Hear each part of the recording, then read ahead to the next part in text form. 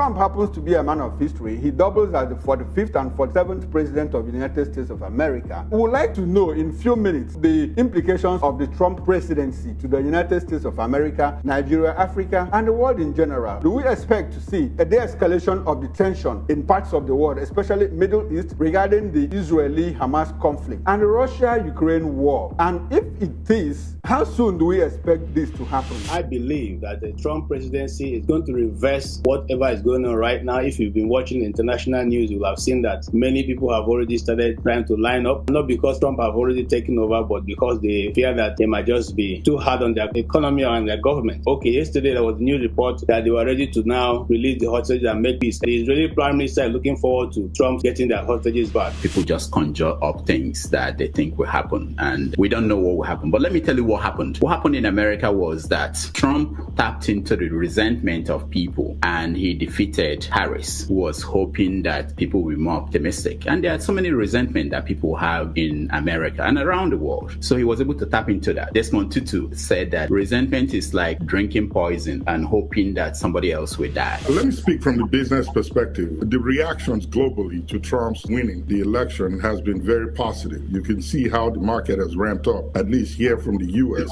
There's been a great positive outlook and much more anticipated improvement in the economy here in the U.S. and globally. I have seen it. I've personally experienced it. When I look at my portfolio, I just but can smile to see how much it has improved just at the announcement of his winning, not to talk of when he gets into office. It's quite interesting to see my brothers in the US debate or have a conversation about the election. It's quite more intense when they discuss American politics compared to those of us in the UK when we go to the polls. I have friends who vote Conservative, I vote Labour most of the time, and it doesn't get this heated up, but it's quite interesting to see them go at it. Well, I think it's going to be an interesting time for the UK and the US relationship. Trump is a phenomenon, and one of the things that we all know, I think everybody can agree with regards to Trump, is that he's unpredictable. We do know what he stands for. He's almost like an ultra-nationalist conservative person in terms of the ideology he's pushing out, and that has strong connotations for Africa.